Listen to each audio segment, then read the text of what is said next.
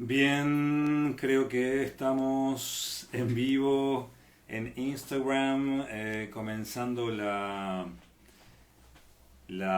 sesión 22 horas del décimo día de las séptimas jornadas de Filosofía de la Cultura, del Centro en Estudios de Filosofía de la Cultura de, de la Universidad del Comahue. Hoy vamos a conversar, voy a estar conversando, mi nombre es Gonzalo Aguirre, con Natalia Ortiz Maldonado, quien esperemos pueda sumarse en breve a esta conversación. Quizás tengo un poco lejos el micrófono, lo voy a acercar de este modo, así el micrófono queda más cerca y se escucha mejor. Eh, Estoy confirmando que estamos en vivo. Ahí veo gente, veo a Sánchez, Fernando. Estoy bien, ¿no? Entré desde el centro, a ver si me equivoqué, estoy entrando de cualquier lado. Hay muchas actividades. Hubo ya 2 mesas transmitidas por el YouTube del centro. Una sobre la era virtual, sobre la ley audiovisual en la era virtual, y otra sobre estética del derecho y la búsqueda de un hombre, de un ser posjurídico o algo así. Ahí Susana me confirma que está todo bien, menos mal. Eh, Estamos buscándola a Nati, a ver si ella ingresa. No la veo ingresando. Estamos comenzando con 15 minutos de atraso, eh, porque bueno, las 2 mesas se, se cruzaron. Bueno, no se extendieron tanto, pero bueno, entre una cosa y otra, el tema se nos fue 15 minutos. Una cosa quizás muy usual en cualquier otra eh, jornada del centro, que puede tener delays más grandes, pero bueno, al no estar ahí en vivo, eh, eh, bueno, quizás se nota distinta el tiempo, ¿no? La temporalidad del asunto es distinta. 15 minutos parecen más, y, y el espacio en el que uno se encuentra siendo el mismo. De repente hay que hacer ingresos por cuentas distintas, habilitar emisiones en YouTube, etcétera. Bueno, es toda una experiencia que forma parte de estas jornadas, que de por sí están experimentando las temporalidades y espacialidades ya metafísicamente y experiencialmente. Estamos buscándole la vuelta a lo que está pasando. Estamos creando un espacio para el Centro de Filosofía de la Cultura, eh, que siempre estuvo latente porque la web estuvo, etcétera, pero que recién ahora se nos hizo necesario, ¿no? Y ya no corrían más nuestros... Hola Gabriela, no corrían más nuestros problemas de, no sé, ¿no? De nuestras ganas de abrazarnos y esas sonceras que hacían que postergáramos estas maniobras. Eh, Me dice Nati Ortiz Maldonado que me ve congelado. Eh, esto es inaudito. Le voy a avisar.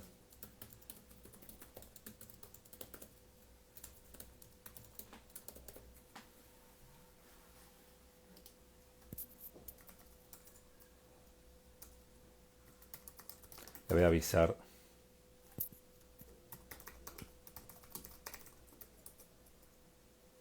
por si no puede eh, vernos.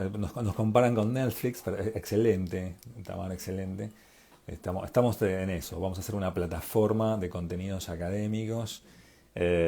Y sí, los dioses nos tienen ahí zumbando. Ya se cortó recién cuando estaba Esther maniobrando. Yo la voy a buscar, a ver, permítanme ustedes, eh, a ver si puedo encontrar a Nati Ortiz, pero no.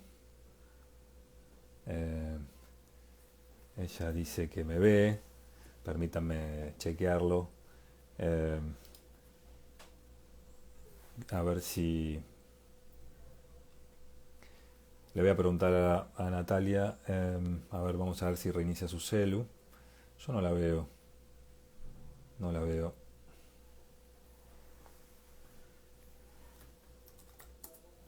Vamos a esperar entonces que reinicie porque no logra dar con nosotros. Me estoy poniendo ansioso, quiero conversar con ella. Tengo material de la editorial ECT aquí, no solo textos que, bueno, tienen que ver...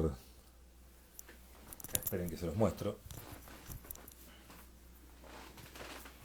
En mi caso,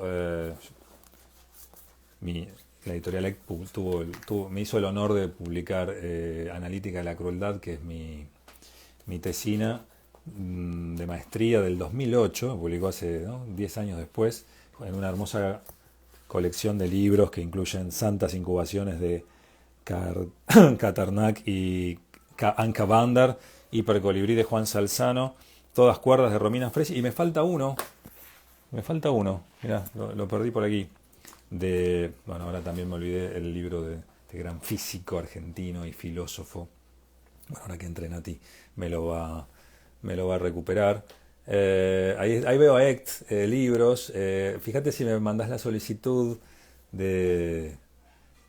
A ver, ya me parece que está cerca. A ver si puedo sumar a ECT para que solvente este programa que me acabo de... me falta. Ahí hay un audio, ahí hay una imagen, Hay un rostro. hay un rostro, ahí Un estás, rostro, a ahí ver, está acomodando la lámpara. Hola, tomando. No. hola, Hola, hola Natalia Hola, Ortiz Maldonado. Qué bueno. hola, González. Dichosos los ojos que te perciben a través de la pantallita. Que Eh, ven mi imagen construida. ¿Te puedo preguntar algo antes? Acá tengo la colección, viste, la que salió con la analítica de la crueldad, y me falta el libro de nuestro amigo físico y filósofo. ¿Cómo se llamaba el libro? Era Era, no, era Pleromática o las mareaciones de Elsinor. Bien, claro, no me acordaba. Yo me acordaba mucho el concepto que mezcla fenómeno y noúmeno, ¿no? El fenomenismo, algo así. Fenómeno. Ujú. Y me olvidé el nombre me sale Andrés, pero no es Andrés. Gabriel Catrén. Gabriel Catrén, perdón. Y ojalá que si lo estás viendo, nada, o alguna vez lo ves. Bueno, me olvidé, Gabriel. Y acá lo estamos recordando. Y bueno, Ah, yo estaba, mientras te conectaba, estaba contando que, bueno, había tenido el honor de salir en esta editorial, de la cual ya nos contarás alguna cosa. Y otro libro que tengo encima, para que lo sepas, es el de Las Señoras del Arco Iris, que quizás me parece oh, una de las joyas de la, es una de de, las joyas. de la editorial, o de la casa editrice, como dicen Sí. los en Italia, que es una expresión que me gusta mucho, la casa editrice. Um, ¿Qué libritos tienen así? Vos decís que es así como que lo quieren, por supuesto que quieren a todos los libros por igual, Todo. pero ¿hay alguna preferencia? Yo estoy bien orientado con este. A mí me encanta, Documentos de la Escuela Nocturna. Me parece clave en materia de enseñanza, incluso en la línea de lo que se vino hablando antes, en términos de cierto tipo de crueldad o espiritualización de la crueldad. Sí, claro, esas tres joyitas blancas y negras que tenés ahí en la mano, componían con digo componían porque se agotaron y agotados quedarán esos tres, porque toda editorial necesita de su magia, necesita de sus agotados. Era uno de Juan Salzano, era Nuca, que es de Reinaldo Jiménez, Mira, los documentos y uno de Juan Salzano, que es muy bonito también.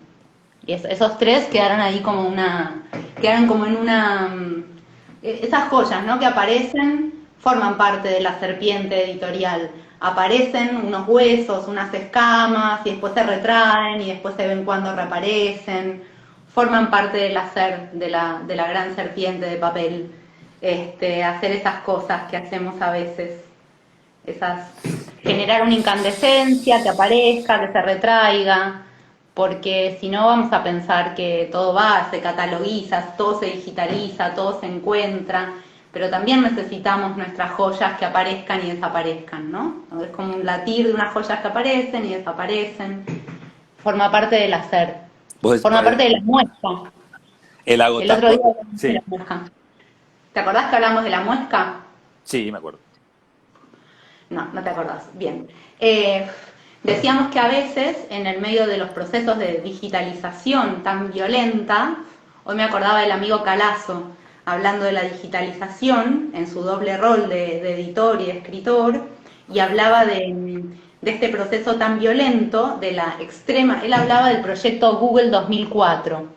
Está en un texto muy hermoso que se llama La marca del editor. Sí, Y la muesca del editor, ¿no? sería la muesca del editor, ¿no? Porque en una él contaba que estos procesos de este deseo técnico de digitalizarlo todo, estaba como era hostil hacia un modo de pensamiento y después era hostil a los libros, ¿no? Pero en primer lugar a un tipo de modo de pensamiento, de lectura y de escritura que después, bueno, que cristaliza en libros, en eso mira, acá hay en esto, ¿no?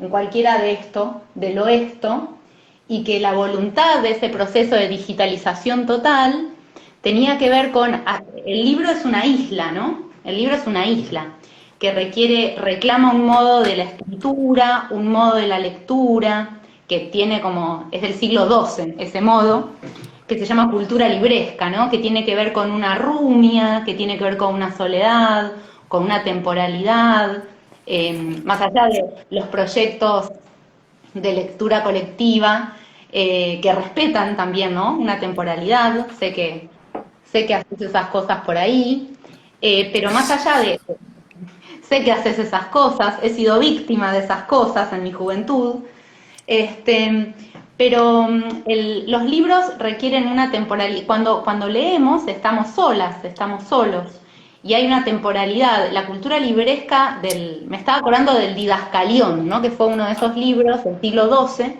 que es lo que se considera que es el principio de la cultura libresca, que tenía que ver en aquel momento, se leía, bueno, en monasterios, y se leía moviendo el cuerpo, había una manera de mover el cuerpo, había una manera de rumiar, de oralizar en una temporalidad lenta, había una iteración, una reiteración de la lectura, había una necesidad de silencio para hacer eso, y había algo que me parece siempre muy hermoso, que tenían ese tipo de letras que brillaban, ¿no? Tenían un brillo, y se hablaba, en el Didascalión se habla del brillo de la mirada y del brillo de la letra que se encuentran. Todos estos procesos eran posibles y son posibles cuando lo son, porque el libro es una isla, es un cobijo. El libro tiene una entidad relativamente separada al libro, inclusive que lo continúa. Hay una materialidad ahí del libro, hay una piel del libro, decía Calazo, que la piel del libro, que son las tapas, las contratapas, las guardas, los diseños, y que este proyecto de la digitalización de todo tiene como objetivo una deserotización del libro, porque lo que se quiere hacer, este proyecto loco, ¿no? Este sueño trasnochado, tiene que ver con una gran extensión de información sin estos límites sensibles, temporales, materiales, y el sueño el sueño de esta el sueño pesadillesco, es un paraíso del que quisiéramos escapar, eso también lo decía Calazo hace muchos años. El sueño es atravesar tanto el libro hasta disgregarlo, que sea la hiperconectividad total. Este sueño de hacer una biblioteca donde estuviese todo lo escrito, sin categorizar, conectado todo con todo, las palabras todo con todo, es un sueño de abstracción, pero también es un sueño de rechazo de la materialidad de un libro, y del erotismo, y de la sensualidad, y de la corporalidad del que lee, y de la composición entre quien lee y lo que lee, y las regiones. No es la biblioteca de Borges esa, ¿no? No es la Biblioteca Universal de Borges, que sigue teniendo regiones, y sigue teniendo anaqueles, y sigue teniendo oscuridades. El proyecto de la digitalización es el proyecto de la violencia extrema de la luz. Es una violencia sin noche, es una violencia, pero sobre todo es una violencia sin materia. Los libros, a su modo, resisten estos procesos, como toda la materia resiste estos procesos. Pueden ser realidades solo en los sueños trasnochados de quienes no consideran la materia, pero desde el punto de vista de la materia, siguen siendo proyectos trasnochados. Yo alucino porque recién terminábamos la reunión de Zoom con los amigos de Brasil y yo le decía a Cristian, en realidad ahora esto más de llamarse estética del derecho tendría que haberse llamado el drama del buen pagano. Y ahora te escucho y de pronto vuelve todo el problema de esto que también decía Cristian, de cómo acceder a una lectura contemplativa jurídica, imagínate, ¿no? Donde todo justamente este dispositivo lumínico que impide ver el brillo de las letras, en caso de que lo tuvieran, ¿no? Hacia la pérdida de lo que tocaba o de lo que puede tocar en la lectura interior contemporánea o moderna. Yo pensaba, puedo decir siglo XII, claro, capaz que vos lo sabes mejor, pero me parece que el sistema de puntuación, por ejemplo, no estaba desarrollado No. o nada, ni existía, por lo tanto los movimientos, la puntuación era corporal. Nietzsche, últimamente estamos muy atentos en esta lectura ultralenta que hacemos los domingos de Humano Demasiado Humano, por ejemplo, a una referencia que él hace con respecto al origen de la música a partir de la danza. Ante todo, lo primero fue la danza simplemente como un pie levantado y un pie apoyado. Ese movimiento físico, de hecho, ahora que dijiste el movimiento del cuerpo al leer, también pensaba en algún tipo de cadencia, que es una danza de la lectura, y que luego la música entra no a permitir la danza, sino en todo caso a transportarla o transducirla, uno diría acompañarla al día de hoy, pero bueno, eso es nuestro modo, y quizás los signos de puntuación, con el afán de transportar esa danza y recordarla cuando se empieza a perder, quizás con ese afán, ¿no? No saber. Luego, al día de hoy, ni los leemos, ni los miramos. Sí. Y Nietzsche, por ejemplo, claro, nosotros nos enojamos mucho cuando notamos que, no sé, en la edición alemana hay 3 guiones, por ejemplo, o 4, y vas al texto castellano y no hay ni uno, no aparece. Y eso, no sé si es una marca de silencio, pero si es una marca gráfica. Estuve hablando con María del Carmen Rodríguez, que supongo que la conoces. Y la queremos. Mañana va a salir un videopoema a partir de un texto de ella que lee Ariel Masi, que produjo don Hernán Ulm. Y después yo estaba hablando con ella a partir de eso, en un audio que espero podamos reproducir en algún momento, y me decía, es que hay una cosa que hay que entender, ¿viste? Así, María del Carmen. Una cosa es silencio y otra cosa es un blanco en la hoja. Entonces, yo lo que pongo son blancos en la hoja y me preocupo si la letra A de la palabra anaquel está arriba o un poco a la derecha o un poco a la izquierda de la palabra E, de la letra E que está abajo de la palabra, no sé, estalactita. Y todo eso a mí me obsesiona, pero en términos espaciales de blancos y negros. Como, no sé, yo terminé entendiéndole que ella ve letras negras, fondo blanco y una distribución Carmen B probablemente sea algo que, bueno, el otro día estaba leyendo unas cartas que le escribe Virginia Woolf a Vita, a su amor, y en esas cartas ella le dice que todo el problema de la escritura, que también es el problema de la lectura, porque escritura y lectura a su vez componen la danza. Hay escrituras que pueden componer con estas lecturas no pueden componer con otras escrituras, digo, y viceversa, es rítmico, y justamente lo que decía Woolf era que lo primero era el sonido, y después del sonido, de lo que ella escribe, se encuentra en un ritmo, y que cada texto tiene su ritmo, y que muchas veces ella sabía lo que quería narrar, lo que no lograba encontrar era el ritmo, y ese ritmo solo se encuentra en escribir una y otra vez de muchas maneras y encontrar ese ritmo, y ese ritmo es material, porque el sonido es material, es del orden de lo sensible, y que muchas veces todo el problema de la escritura tenía que ver con encontrar el ritmo adecuado de aquello que se quería narrar, y que claramente era un tema rítmico. Bueno, Úrsula Le Guin también tiene unos ensayos muy preciosos en los que ella dice contar es escuchar. Y en el siglo XII, en el Didascalión, también está.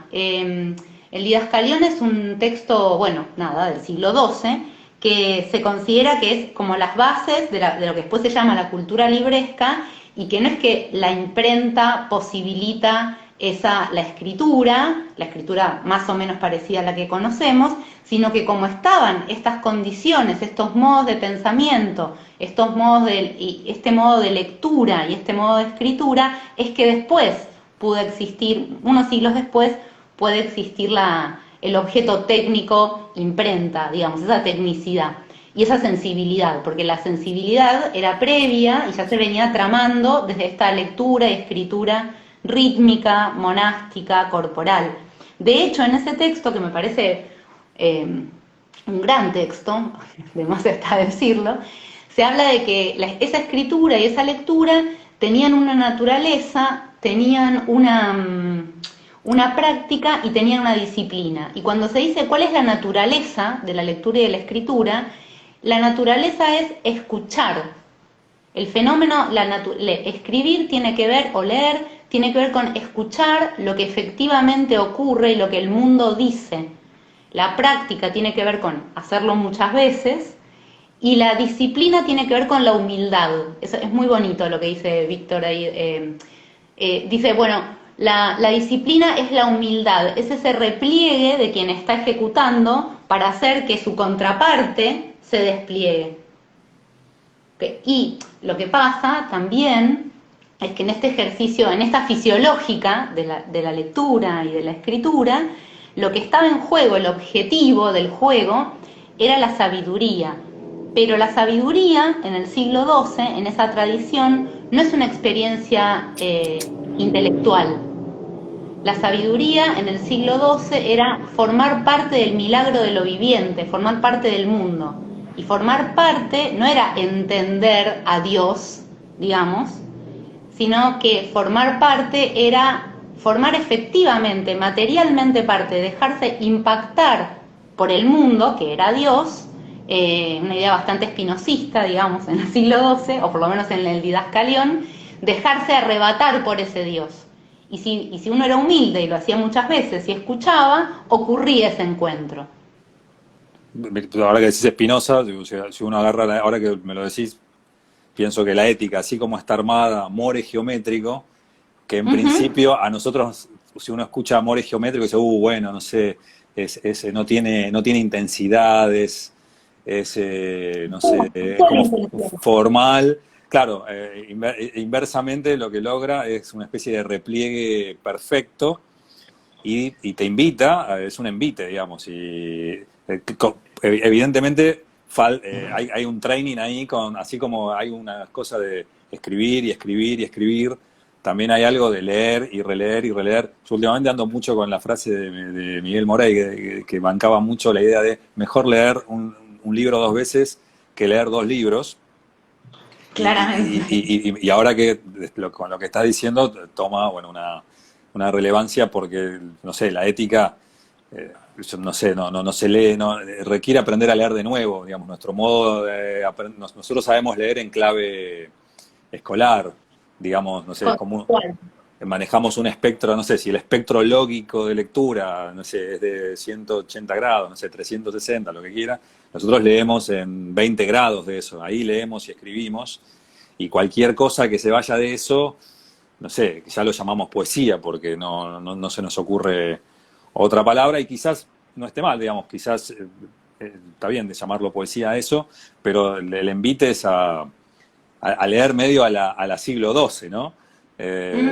Y a participar, dejar que el libro impacte en uno y no tirársele encima para sacarle información para un examen o para una charla, etcétera, digamos, que sería todo un proceso de normalización que es clave. Por algo a Foucault le interesaba todo este asunto y tenía toda una arqueología de la literatura por donde iba rasqueteando digamos, esa práctica medio monástica, o medio no, absolutamente monástica.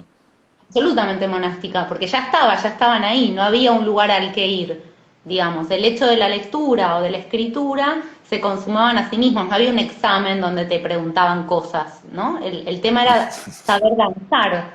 El punto, De hecho, yo dos cosas. Por un lado pensaba en La Rumia, hay alguna película, no me acuerdo ahora para tirarla, pero bueno, hay una película donde se ven estos monjes, que era claramente una cosa de hoy en nuestras cabezas exotistas, sería una especie de mantra o de trance, ¿no? Pero se leía así, se leía en una voz muy baja, tratando de captar lo que pasaba, tratando de captar ese movimiento. Y por otro lado, era necesario saber detenerse y rumiar.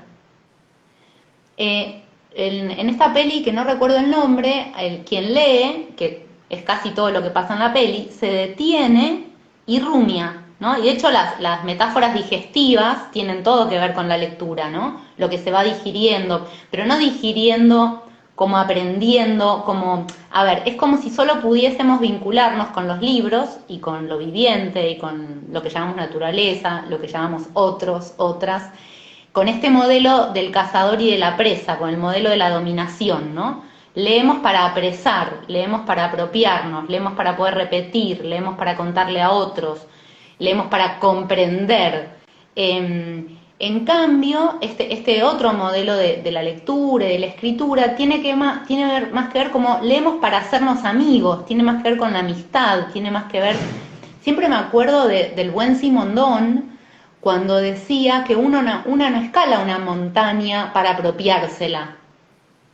Una no escala una montaña para decir es mi montaña. Una escala una montaña para escalar una montaña, digamos. Sí. Como decía el flaco, la montaña es la montaña. Sería una lectura, esta lectura que ustedes llaman contemplativa o una buena lectura, podría decir una misma, una lectura con la que componemos, volviendo a Spinoza, ¿no? El modelo compositivo. Tomar eso como con un extrañamiento con el que se puede componer. Y ahí pasa algo. Sí. Me hiciste acordar a un libro precioso, que sí me acuerdo el título, no como la peli. Hay que buscar esa peli, por favor. Sí, a vos te va a gustar, de hecho es medio Herzog todo lo que pasa. Claro, medio Herzog. Tiene mucho que ver con vos. No sé cómo no te mandé un mensaje a las 2 de la mañana con Gonza, tenés que ver esto. No sé cómo me contuve en su momento. Bueno, porque estaría componiendo con la peli, o porque me habría dormido, vaya uno a saber. Pero tiene, en este libro que se llama La persecución y el arte de escribir, que es de Strauss, él dice que toda lectura o toda escritura que valen la pena tienen como dos andariveles, ¿no? Tienen un andarivel donde quien escribe, compone de modo geométrico, los principios, los escolios, lo principal y lo secundario, pero hay unos momentos del texto donde hay un destello, que no se continúa, que es lo que uno subraya y lo que uno espera encontrar. Y estos destellos de los textos generalmente son lo que Strauss llama el modo secreto de los libros, ¿no? Son modos en donde una se da cuenta que quien escribe ahí le pasa algo, pero justamente porque le pasa, queda como una marca en la escritura que después no se puede resumir. O sea, escapa a la codificación. Eso que escapa a la codificación es como una marca que tuviesen los textos de ahí pasó algo. Y ahí podemos componer con ese que escribe, que quizás esté muerto, capaz ni siquiera habla nuestra lengua, capaz esté lejos, pero sabemos que es ahí, digamos, esa intuición, ¿no? A lo Bergson, esa intuición de que estamos siguiéndole la beta a alguien, ¿no? Y que ahí pasa. Pensando, ya que dijiste marca de nuevo, claro, la tarea editoriáldica, por llamarla ahora así ya, tiene que ver con, digamos, la marca del editor o la muesca del editor es componer la serpiente o el archipiélago, para mantener la idea de islas, el archipiélago sí. o delta, ¿no? Vete tú a saber, que vaya teniendo, bueno, no sé, estos tesoros, estos libros marca del editor o marca de edición, quizás perdidos, aun cuando se encuentren, porque quizás, yo no sé si tiene que ver con que estén disponibles en las bateas de Jenny, o no. Porque quizás disponibles así están más ocultos que si uno los tuviera que conseguir buscándolos, ni siquiera en Mercado Libre, preguntando entre amigues, entre, ¿no? Esta idea de, incluso el libro joya, se llama Escuela Nocturna, ¿no? Son documentos de la Escuela Nocturna. digamos, la escuela nocturna tendría que ser el santo y seña educativo casi, en estos términos, y no tanto en lo que sería la luminiscencia, o sea, ese iluminismo que Simondon llamaría más desimbolizado, ¿no? Como o sea, una luz así de tubo, no sé cómo llamarla, y ahí perdés la relación esa y se monta todo el sistema editorial. Estoy pensando en otra cosa que decía Calazo en este texto hermoso de La marca del editor. Bueno, si usted quiere hacer la historia del pensamiento del siglo XX, si alguien la quisiese hacer, ante todo tiene que hacer la historia de las editoriales. Porque las editoriales, en su modo de tratar a la serpiente o a los libros, también han generado un modo de leer y un modo de pensamiento. Y todas las prácticas editoriales, como las de ECT, por ejemplo, y hay varios ejemplos, y en este país hay muchos ejemplos, por suerte, de esto. Mira, ahí vi que tenés a otra editora, que es Dafne Piedmont, que es editora de La mariposa y la iguana. Dafne, si estás por ahí, ella tiene una gran responsabilidad también con estos libros marcados. Es otro gran ejemplo del hacer editorial. Está por ahí, la vi recién. Sí, es un modo, recién estaban hablando de modos de resistir y en la lectura, pero también en los modos de, no sé si vos lo llamás publicar o dar, no sé cuál sería los modos de generar. Depende, los llamamos, depende con quién estemos hablando, como todo en esta vida. Si acá, que estoy hablando con un amigo, yo diría, ¿cuándo decidís que un libro sí? ¿No? O sea, ¿por qué decidís que un libro sí y otro no?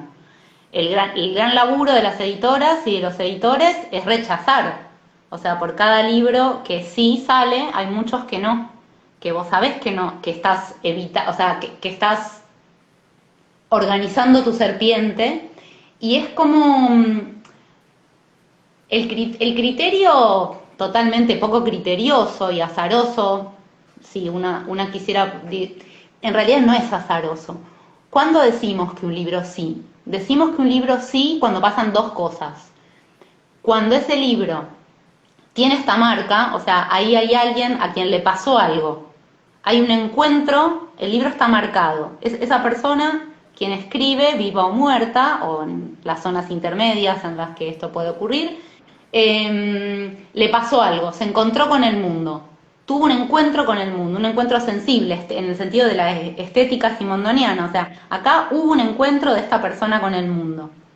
Y como eso por un lado, pero la segunda cosa es que haya logrado, según quien lee, en este caso yo o Marilina, que es mi cómplice, Marilina Winnick, que es mi cómplice en todo esto, eso tiene que poder estar cristalizado en la escritura.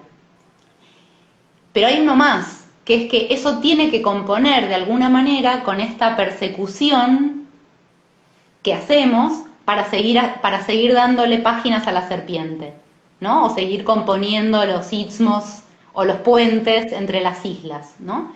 Y a la vez tiene que ser como, hay veces que lees textos que alguien efectivamente hubo un encuentro con el mundo, efectivamente cristaliza, pero no tiene que ver con tu serpiente. Ok. Entonces, no tiene que ver con tu serpiente, hay otras serpientes, de hecho a veces decís, mira, en esta serpiente sería como un personaje extra innecesario de una obra de teatro que quizás en otra obra, en otro escenario, pueda componer. Tiene que componer. Y esto no responde al canon del género de la escritura. Esto responde al no canon de la marca y de la cristalización en el laburo de escritura también, ¿no? Y después viene todo el gran tema de las traducciones y tal, que es el tema más rígido. Yo te tiro, hay dos cosas que se me cruzaron, en realidad tres, ya me estoy olvidando, había más. Primero se me cruzó el texto de la prosa de Acteón, ¡ay, qué hermoso! hablando de caza, porque ahí también hay, bueno, los peligros de la caza, en términos de apresar sería una cosa, pero también está esa caza medio como creo que era Quiñar, le decía la cinegética, ¿no? El arte de transformarse en eso que estarías cazando, digamos, que eso ya es otro, parece arena de otro costal. Y también, bueno, pensaba que podría llegar a darse el caso, ¿no? ¿Qué pasa? Es una hipótesis loca, pero es porque vengo de la conversa anterior. ¿Qué pasa si ECT edita un código civil, ¿no? Ojo, y ojo que ahí, yo primero se me cruzó, es una locura, pero Natalia Ortiz es abogada, señores, hay que decirlo. Lo quiso decir, es y todo no, lo que quiere decir. yo Es vine todo a lo que esto. quiere decir. No, es que imagínate si, porque Cristian, ¿qué se le estaba diciendo? Hay que leer los textos jurídicos así, a la siglo XII, no sé. Y Esther desde Brasil le decía, pero vos lográs eso, ¿cómo lo lográs? Y Cristian va y el ejemplo que da es el de la muesca. Dice, cuando te toca un expediente hay un sello, ¿no? Que Ujú. ahora dijiste muesca y enseguida me acordé, hay un sello. Ese sello tiene una cifra, es una fecha. Bueno, atrás de ese sello hay un drama. Fue el ejemplo que dio Cristian. Pero sí, yo ahora pienso Código Civil, pero como el mundo editorial del derecho está tomado por, bueno, no sé, las editoriales habituales, qué sé yo, Abeledo Perrot, La Ley, etcétera, etcétera. Y desde la tapa, desde el modo de tratar al bicho, claro, presentan una especie de, en términos de rumiaje, es como inmorfable la cosa. No podés, no vas a poder dar ni el primer bocado, digamos, o viene ya comido, ¿viste? Ya es pan comido. Pero no te deja entrar a esto mismo que proponía también Nietzsche, que era, para leer necesitas 5 estómagos, cuanto más estómagos tenga, mejor, porque esto baja, vuelve, baja, vuelve, baja, vuelve, y para leer lo mismo. Y habría que lograr, para la práctica jurídica, algo así. Entonces me imaginaba, digo, si ¿no? En estas marcas, en estas muescas, encontrase, porque claro, el Código Civil puede estar lleno también, si uno tuviera el ojo de muescas, pero pasa algo, y acá viene el otro que te quería decir, a ver cómo te resuena. Yo estaba leyendo un muy lindo libro que editó Bestia Equilátera, Mm. que es un título también, ¿no? La Bestia Equilátera. Estarían hablando de un triángulo, quizás. Un libro de Bobby Baslen, Roberto Baslen, que era el tipo que curaba los textos al principio, en el nacimiento de la editorial Adelphi, Ay, de los hermanitos, ¿no? De los Adelphi, de la que es el director don Roberto Calasso. Y hay unas cartitas hermosas donde dice, bueno, estuve leyendo tal cosa, ¿no? Por ejemplo, Blanchot. Porque, bueno, Blanchot, el espacio literario, ponele, ¿no? Textos así, poesía. Y dice, bueno, la verdad que no va, pero tiene, exactamente esto que dijiste vos, pero tiene un texto sobre Orfeo donde pasa tal cosa. Con eso solo estamos. Y por otro lado, en alguna otra carta menciona a otra autora, o autor, no me acuerdo, en el que dice, este texto ahora no lo editemos. Mirá lo que es la del pibe, cómo veía la serpiente. No lo editemos, porque Adelphi ahora tiene 10, 20 títulos publicados.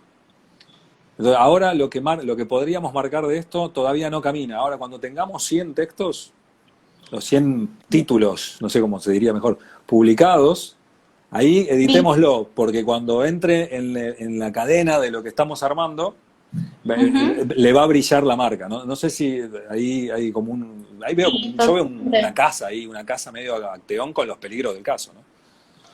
Sí, es una, hay como cuando uno escribe imaginándose quién la lee, viva o muerta o vivo o muerto, cuando cuando uno escribe algo así como un libro, está pensando en alguienes que existen y no existen. Cuando una decide que un libro se edite o no se edite también, y es como si una recordase lo que les dijo antes. ¿No? O sea, una recuerda lo que viene diciendo y entonces dice, no, para que esta escama de la serpiente pueda brillar, se necesitan decir algunas cosas antes, se necesita plantear una modulación cromática anterior para que esto pueda brillar, porque esto así no va a ocurrir. Yo pensaba que ha pasado, me ha pasado alguna vez decir, este libro está buenísimo, pero no podemos hacerlo.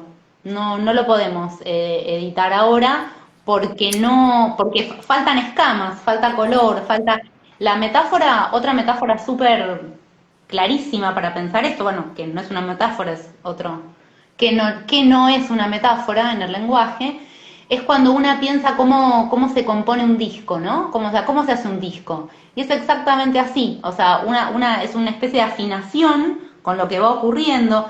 ¿Qué tema va primero? Bueno, igual ahora Spotify, ¿no? Pero ponele Sí, que pensamos en disco. te iba a decir que está operando la digitalización, la Está gran, operando. la gran biblioteca. La Biblioteca Universal ahí también está. Y eso también es un tema, porque una sabe que está editando en el mundo que sueña la Biblioteca Universal, que sueña ese mundo plano, líquido, totalmente asimilable, donde los libros tengan todo que ver unos con otros, se remitan unos a otros, ese aplanamiento, esas fuerzas de abstracción.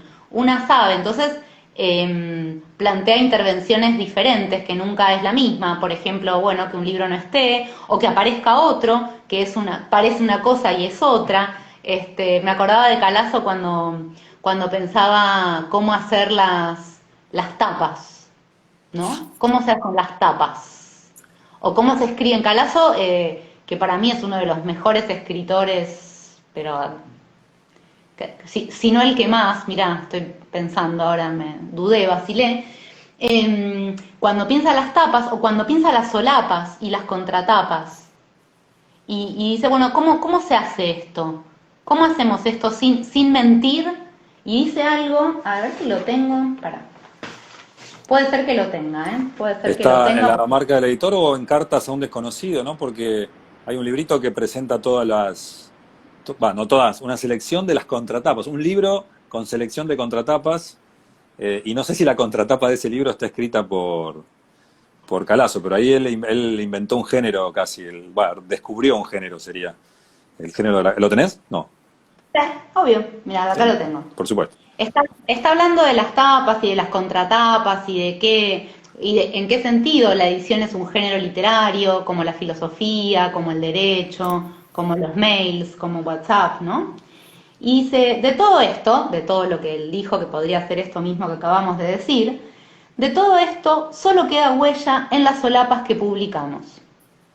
Desde el principio obedecimos a una regla única, que nosotros mismos la tomásemos literalmente, y un solo deseo, que también los lectores, contrariamente a lo que es usual, hicieran lo mismo.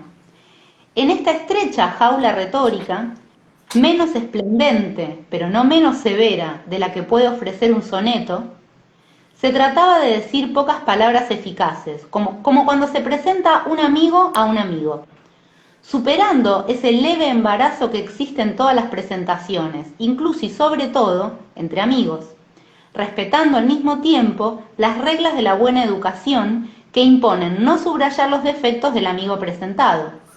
También existía en todo esto un desafío. Se sabe que el arte del elogio preciso no es menos difícil que el de la crítica inclemente.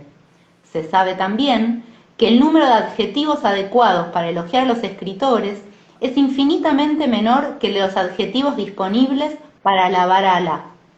El carácter repetitivo y las limitaciones son parte de nuestra naturaleza. Después de todo, nunca conseguiremos variar demasiado los movimientos que hacemos para levantarnos de la cama. De Roberto Calazo. ¿Eso está, perdón, es la marca del editor o carta un... La marca del editor. La marca que en italiano no era marca, era la impronta, ¿no? En italiano es la impronta del editore, ¿no? Esa palabra es linda también. No sé por qué no la dejaron. No, ahí la gente de Anagrama quiso dejar la marca, ¿no? Le metieron, no Anagrama hoy. No, perdón, bueno, quiero decir, hicieron lo mismo con lo innominable actual, ¿no? Lo innombrable actual, lo pasaron a lo actualidad innombrable. Es cierto que hay consideraciones que tienen que ver con las bateas, me parece. Las bateas, sí. Sí, con no sé, o con algo así como la exhibición o la muestra nosotros no estamos hablando del precio del papel, justamente. El anaque. Estamos en otro riesgo, digamos. ¿Tienen ahí digo, ya que está algo por salir del horno? Sí. Hoy se nos confirmó algo que involucra a gente muy querida por vos y por mí, que no podemos decir nada. Ah, bueno. No podemos decir nada. Sé que alguien que está escuchando, no podemos decir nada porque estamos como...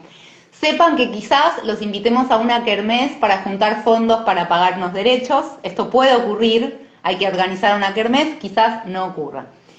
Pero después en cosas que sí están más cerca de salir a las calles, de largarlos a ver qué les pasa, porque a veces una tiene unas expectativas y después pasan otras. Tenemos un libro de Gloria Anzaldúa, muy hermoso, que se llama Luz en la oscuridad. Tenemos otro libro de Monique Wittig, que se llama El cuerpo lesbiano, que es un poema erótico, extenso, indefinible con precisión, por lo que acabamos de decir, por lo que acaba de decir Calazo de nosotros, o por nosotros, o por nosotras. Y después tenemos otro que se llama Orgasmo, que es de Sara Barmak, que va a salir ahora estos son como el plan 2020, que aparte nada, como todo el mundo intuye, el plan 2020 cambió, porque Sí. cambiaron, porque cambió, Es un plan, no es el plan B, es el plan H. estamos en el plan, sí, Z prima, o sea, prima. Sí, eso tuvo que cambiar. Y después estamos ahí como en un arte de, no ya de la casa, sino que el laburo de la edición tiene algo que generalmente la gente intuye, pero no se sabe, que hay algo de la búsqueda, ¿no? Hay algo de la búsqueda de encontrar, estamos buscando unas cartas, justamente, que no las encontramos por ningún lado, que creemos que sabemos a dónde están, que van a ser muy, muy hermosas. Pensaba en los relatos jurídicos que me imaginaba más publicar un expediente completo y sin mediaciones, ¿no? Sería hermoso en algún momento encontrar este drama, ¿no? La marca del drama, que la marca no está en el expediente, justamente. Hubo un encuentro con el mundo, alguna vez nos encontramos con algún documento de este tipo. Bueno, también publicamos en, qué sé yo, lecturas colectivas o cosas fragmentarias, tuvimos proyectos publicamos cosas que habían sido escritas a miles de manos, que andan por ahí, después algunos los dejamos que sigan su curso por otros lugares, porque bueno, cada libro en su erótica, en su materialidad, tiene su camino también, más allá de lo que querramos hacer nosotras con él. Pero sí, decía Ceci, yo me imaginaba un expediente judicial entero, que sea estrambóticamente, que sea enorme, que sea extenso, que tenga apelaciones, ¿no? Hay abogados escuchando esto, espero que tengan a bien ir atendiendo. Estoy pensando que Miguel Foucault en su momento, bueno, él era un gran lector de expedientes, un gran lector del siglo XII de expedientes, ¿no? De Marc. De Marc, así un muesquero, ¿no? No sé si se puede, un muesquero grosso. El otro día estaba leyendo por enésima vez Discurso y Verdad en la Antigua Grecia, a conferencia, ¿no? Imagínate, en vivo ahí, con gente agolpada. Ahí dice Janina Etlis que hay material, así que después ya las pongo en contacto. Mucho hay drama acá, no hay problema, expedientes así a pelo. Y él, en ese texto, en un momento, nunca había notado esta muesca, pero está en un momento diciendo, bueno, los epicúreos, tal cosa, no sabemos mucho qué hacían con la parresía, pero habían logrado meter a la noción de guía espiritual junto a las nociones de gobierno, a la noción de navegación, por estima, por supuesto, y a la navegación y a la de medicina. Y le habían adosado la idea de guía espiritual como parresiastés, como decir Franco. Esto lo saca de un texto de Filodemo, que se ve que encontraron en unas piedras ahí, no sé qué, 3 pedacitos, y él cita a una especie de filólogo italiano, que para mí se lo inventó, un tal Gigante.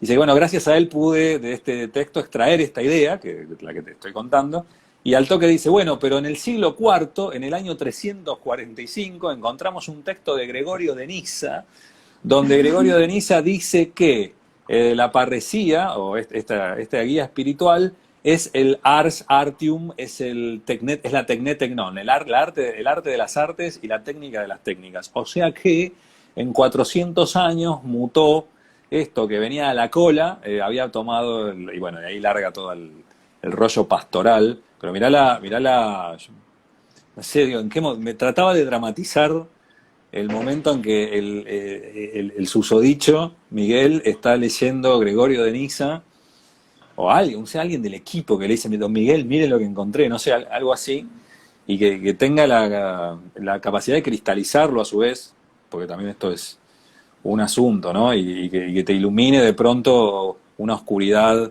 sin quemar la Pero oscuridad aparte, ¿no? sin quemarla, no, sin iluminarla, no nos iluminen, ya estamos con Sin esto. decir qué barbaridad, qué horror o nada, o qué bien, nada, ahí. Este, ¿Eso es mejor o peor que esto? claro, sí, sí, ¿a ustedes qué opinan, no? ¿Está a favor de Gregorio? Los que estén a favor de Gregorio de Niza, Mm, envíen un... Sí, sí, no, ahí hay un laburo, pero ves que es un laburo furtivo. Yo me quedo ahí con cinegética dando vuelta, digamos, como una cosa de transformarse en algo que ya sos de pronto. Y Y no, pensás que cuando a Miguel le preguntan, ¿no? Bueno, ¿usted qué es lo que hace? A ver, qué es esta manera? ¿Usted qué hace? ¿Qué es esto que hace? ¿Cómo escribe esto? ¿Qué son estos libros? ¿No? Que me imagino sus primeros editores, ¿no? O sea, bueno, ¿qué es esto? ¿Qué es esto? ¿Cuál es el estatuto de esto? ¿Qué está haciendo? Y el tipo contesta justamente con una práctica furtiva, oscura y sin iluminarla cuando habla de la escritura de sí. O sea que justamente la escritura de sí es como la lectura, tiene un punto ahí con esta lectura y escritura, bueno, lectura del siglo XII, porque la escritura de sí, que él busca estas cartas, estas recomendaciones de los estoicos, el objetivo, y él usa la metáfora, nuevamente la metáfora digestiva, lo que yo hago, dice él, es lo mismo que hicieron los estoicos, estoy escribiendo para transformarme.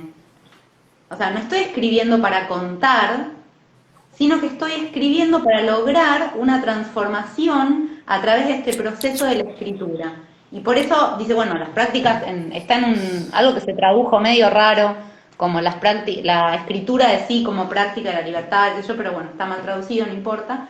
Pero bueno, eran cuestiones de bateas en ese momento. Él dice justamente, esta escritura que se realizaba era una escritura que tenía, escribían y leían para verse. En el momento en el que el sí mismo no era el sí mismo psíquico, eso que decimos hoy cuando decimos yo, sino que este tipo de escritura tenía que ver para verse procesualmente quienes escribían y para transformarse procesualmente, entendiendo que entre quien escribe y que aquello de lo que escribe no hay una exterioridad y no hay una posibilidad de cazar o de apropiarse, sino que es una escritura, lectura de transformación constante. No hay lectura que no sea una escritura ni viceversa. Sí, no pensamos en el sueño trasnochado de la digitalización, ¿no? Bueno, porque si nos trasnochamos, esto se nos cae enseguida. sí, sí, si nos trasnochamos perdemos la trasnoche. Ahí habría que bancar ante esta situación la siesta evidencial de Macedonio, ¿no? Bien, La noche sin estrellas de la siesta, como la noche. para ahí conjurar un poco los movimientos de la luminiscencia fuerte. Mira, ahora una cosa que se me ocurre, que siempre tuve la sensación, y ahora que lo decís de nuevo, vos decís las cosas que van a publicar, yo no conozco ningún nombre, veo que están traduciendo, veo que toman decisiones, noto que toman decisiones de traducción, de edición. Sé que hay un libro mío metido en la serpiente, digo mío, de ustedes casi, metido en la serpiente, y no puedo parar de pensar que si no leo todos los libros de Eck, no voy a saber nunca de dónde está la muesca de analítica de la crueldad, ¿no? Que La eso... mosca analítica, la crueldad. Ah, no lo sabés. ¿Cuál fue tu No, encuentro? no, yo estoy, viste, tengo menos oído que... hago lo que puedo, me rodeo de oídos, pero después ahí hay un punto enigmático que, bueno, igual también debe ser parte del asunto, pero a mí siempre me da la sensación que Eck está como montando lo que vamos a leer en 10 años, en 5 años, lo que se va a leer, o lo que habría que leer, lo que sería necesario leer, incluso bajo las condiciones de una traducción, ya que lo mencionaste, si bien Sí. es un problema espinosa, que está bien, porque no sé, hay decisiones de batea o decisiones que vienen de antaño que perdimos, y que la Ujú, verdad que joden libros, porque el humano es demasiado humano, traducido así y no traducido como cosas humanas, demasiado ujú. humanas, se mueve un montón. Si uno lee cosas humanas demasiado humanas, de entrada ya estás en otro planeta, que leer humano demasiado humano te cambia la idea de superó, te cambia todo. O había otra traducción, bueno, dijimos lo de Innominable Actual, y después decisiones editoriales que yo últimamente estaba descubriendo. Nosotros, de hecho, Ariel Masi hace un rato mencionaba sobre verdad y mentira en sentido extramoral. Eso es una especie de texto una suerte de texto póstumo de Nietzsche que él no publicó. Y en Argentina se edita como con ese título. Vos encontrás el libro como sobre verdad y mentira en sentido extramoral. En cambio, yo me desayuné leyendo Vidas de Nietzsche, de Miguel Morello, un gran libro, un gran libro de un gran lector, de alguien que relee y lee las cartas y atiende a las cartas, que son muy importantes. Y me entero que, claro, que en España o en Francia misma hay como una tradición de publicar un libro que se llama El libro del filósofo, de Nietzsche, ¿no? Te compras el libro del filósofo de Nietzsche.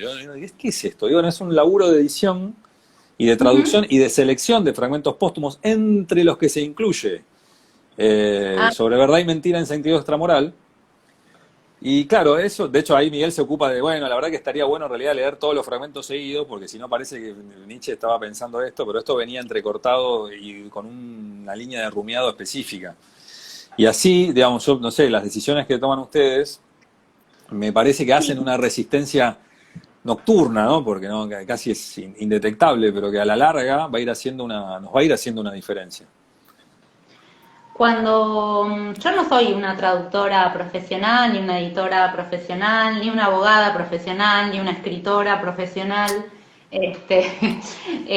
no, las cosas, digo, el desfasaje hegeliano es algo que compartimos mi cómplice y yo, o sea, ese desfasaje, ¿no? Esa extranjería en relación a lo que ocurre, que es una extranjería vital y una extranjería que muchas veces es deseable cuidar. Yo no soy, ya decía, una traductora profesional, y el primer libro que traduje, ya no es tan único, fue un libro que se llama Guerrilleras, que es de Monique Wittig, y y para empezar a traducir, digamos, es como quien no tradujo nunca el alemán y traduce a Nietzsche, ¿no? Es una cosa medio rara. Porque es un texto profundamente proteico, no poético, porque yo no sé bien qué decimos cuando decimos poesía, no, nunca entiendo, pero sí que hay mucha proteína, ¿no? Son textos proteicos, son textos intensos. Y ahí me encontré con una escritora increíble que manejaba muchos niveles de escritura, muchos niveles de lectura y de escritura. Y ahí fue mi ordalía, ¿no? Fue mi juicio. La ordalía de las editoriales es cuando sale el libro y cómo se encuentra con esos otros y esas otras y paga sus tributos, ¿no? Como el lenguaje mismo, los libros también pagan sus tributos en las bateas. Son nuestras ordalías, nuestras pruebas de fuego. Pero en la traducción me pasó lo mismo. Era necesario realizar ciertos ejercicios de traducción que tenían que ver con la rumia en francés, para entender el ritmo en francés, y tenían que ver con en dónde se traicionaba el texto, porque así no podía ser. ¿Cuál iba a ser el nivel de la traición? ¿En dónde se producía la traición? Asumiendo que no se puede traducir sin traicionar, ¿no? Eso ya... el traductor es el gran Nati, traidor. Nati, queda un minuto. Mirá vos, yo ni me imaginé que quedaba un minuto. No, yo tampoco. Te traicioné, pero te lo tengo que decir porque el No aparato sé. nos va a sacar del aire Bueno, que nos saque de y, ahí. Le y agradecemos a los seres que están ahí de algún modo. yo, nada, te voy a agradecer, Nati, no sé, yo estoy re contento. Dicen que la sigamos, no sé, si no corto y la prendo de nuevo el bicho y hacemos una cosa que no se hace, pero no sé, ¿tenés ganas? O si no, cortamos y te reconecto. Bueno, Hacemos reconectamos. para hacer este tema de la traducción y nos despedimos. Vamos a hacer un sobrevivo. Mirá lo que quedó. Vamos a hacer un sobrevivo. Vamos a jugar al sobrevivo. Los que quieran seguir, que sigan, y nosotros vamos a hacer un sobrevivo mini.